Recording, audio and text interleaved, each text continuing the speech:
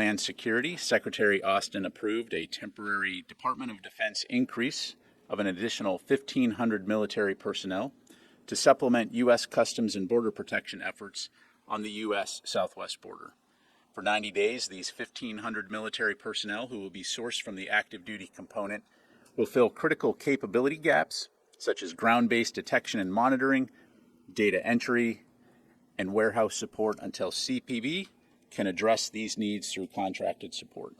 Military personnel will not directly participate in law enforcement activities. It's important to note that the department is also evaluating options on how we might replace these deploying forces in stride with other sources to include potentially forces from the reserve component and contracted support.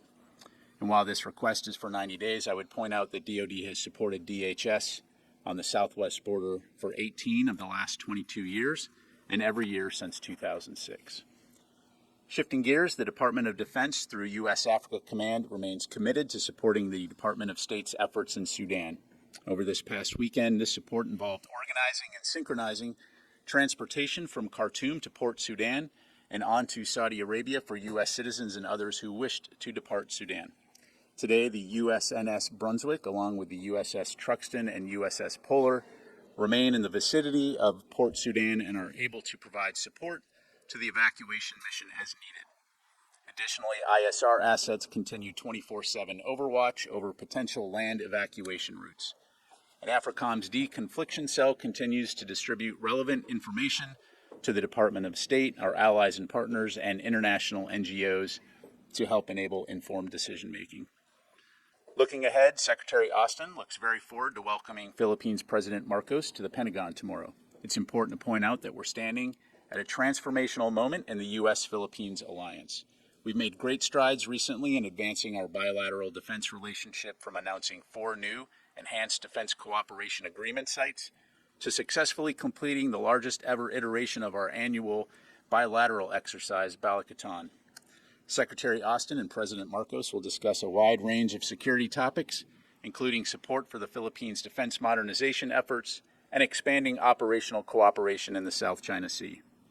Separately, the Department of Defense is joining with the U.S. Small Business Administration and our interagency partners in celebrating National Small Business Week, April 30th through May 6th. As many of you know, small businesses play an absolutely vital role in securing our nation. In fact, more than 70% of the U.S. defense industrial base is made up of manufacturing companies with 20 or fewer employees. The department released a new small business strategy in February of this year and has a range of programs to both assist and encourage small companies to do business with the DoD. More information on DoD's small business initiatives can be found on the DoD website.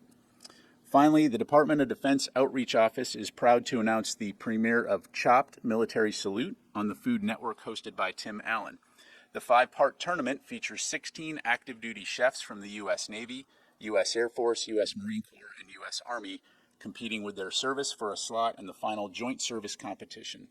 Chopped Military Salute premiered Tuesday, April 25, and we would encourage everyone to tune in every Tuesday from now until May 23rd to see these talented service members in action. And with that, we'll get to your questions. We'll go to AP Lita Baldor.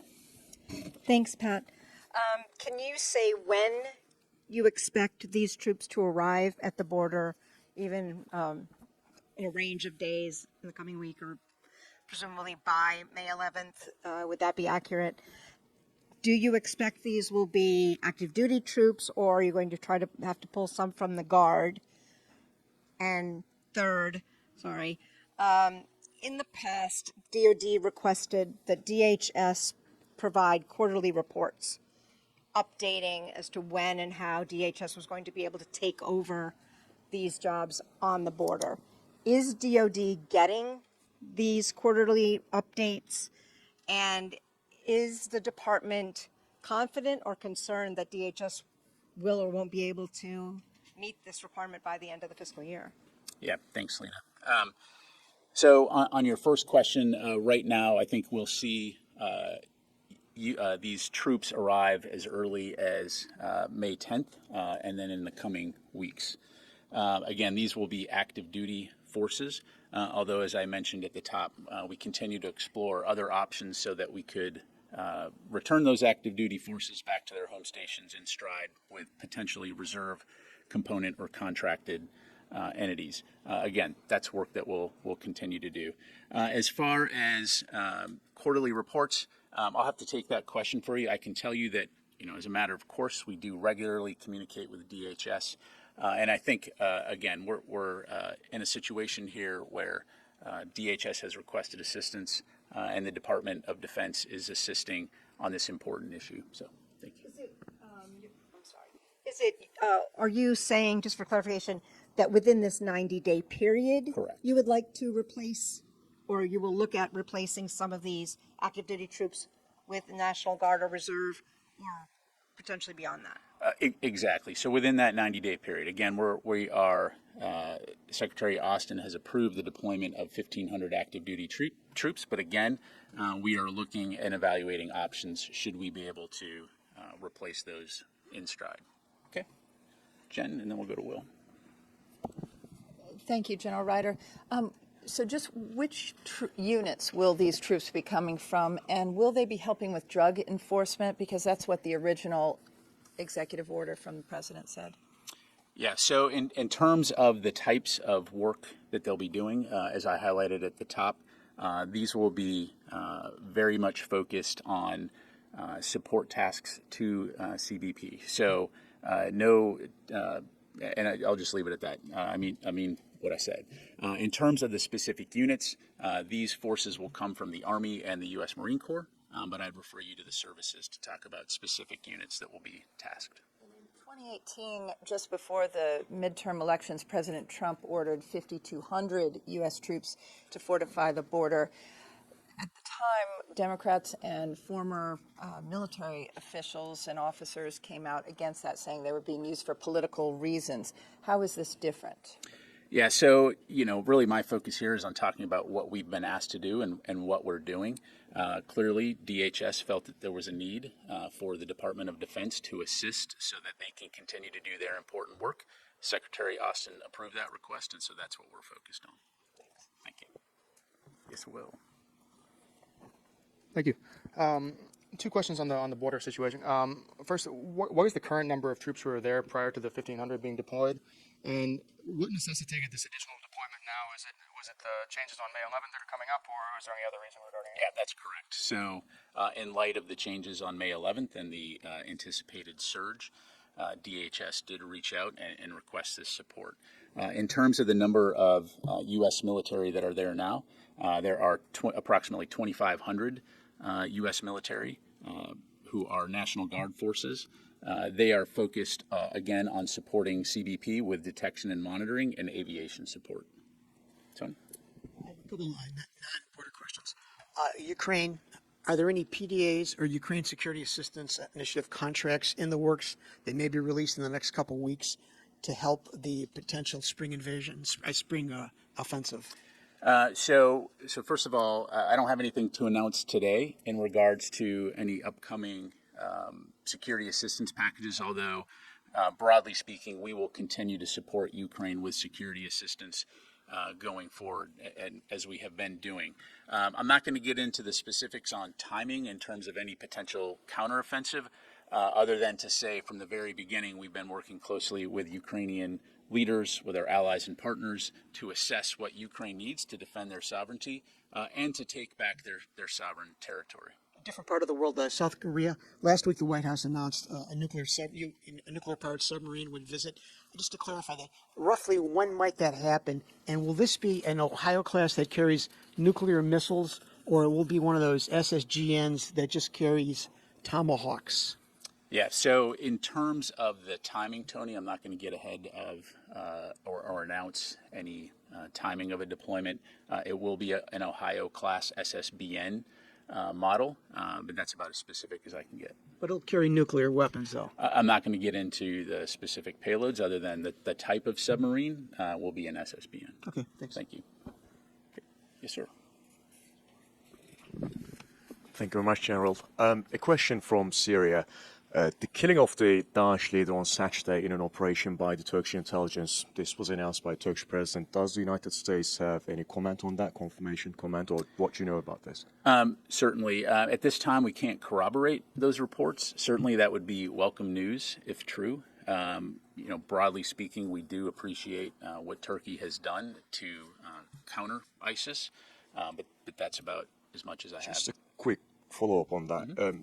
We have times when the United States said that the Turkish military presence in the region has been hampering the fight against Daesh. So, looking at the overall, how would you assess your NATO allies' efforts against Daesh or tackling Daesh terrorism? Yeah, well, certainly, as you know, in the border regions there in northern Syria, Turkish forces have engaged with ISIS in the past. And again, I think anything that the international community can do to help with the enduring defeat of ISIS is very helpful. Thank you very much. We'll go back to Fadi and then we'll come to Qasim.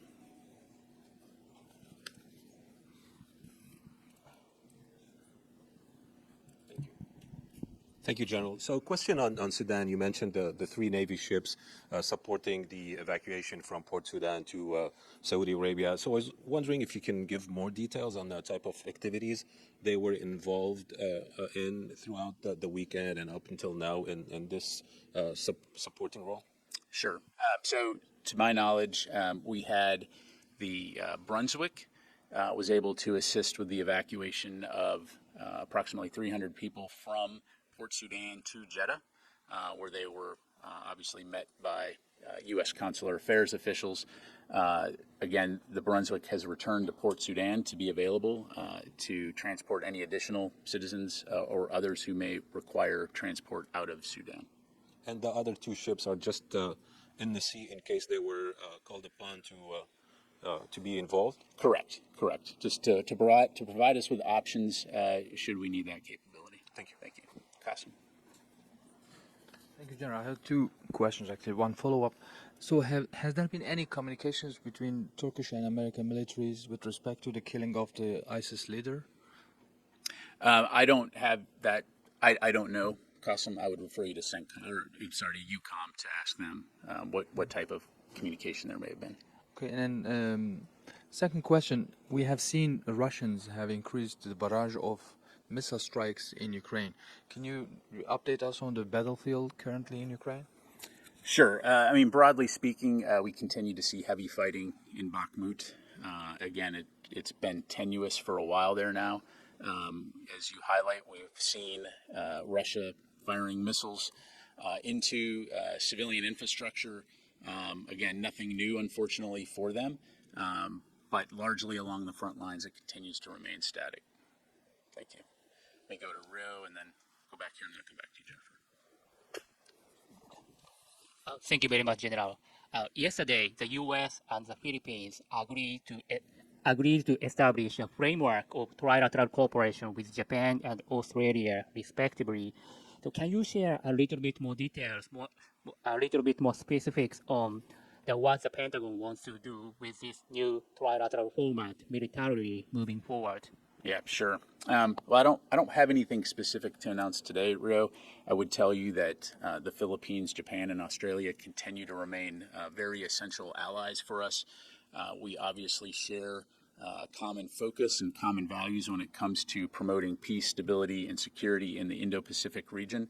And so we're going to continue to look at ways that we can work together to achieve that end. Thank you very much. Go back here, and then we'll go to over here. Hi, Caitlin Kenny with Defense One. Tomorrow is World Press Freedom Day, and it's been more than 10 years since reporter Austin Tice was captured in Syria. Can you provide an update on what the Pentagon's efforts are to help bring Tice home?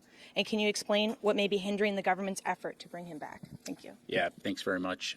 So first of all, I would just offer, again, our thoughts and prayers to the Tice family.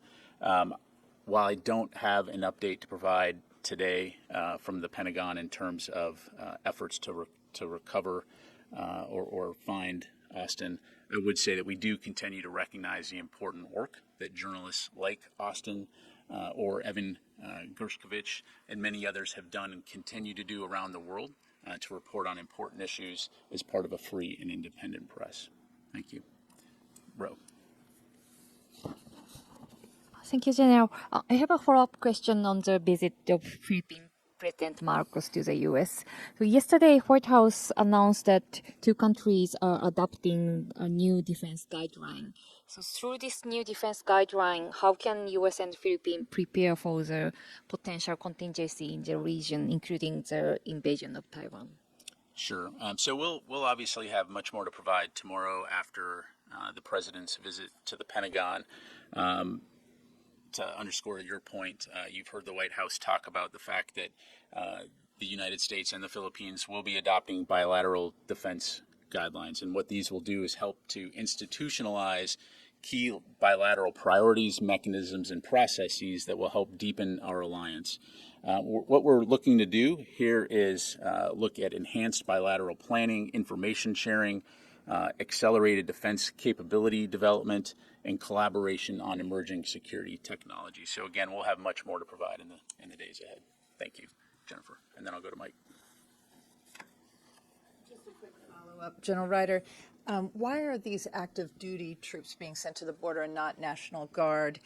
Is this just an effort to message to the tens of thousands of migrants on the other side of the border not to come across by using active duty troops? Because I seem to remember a few years back when the Trump administration wanted to send troops down there that there was concern by using active duty troops that you would affect readiness.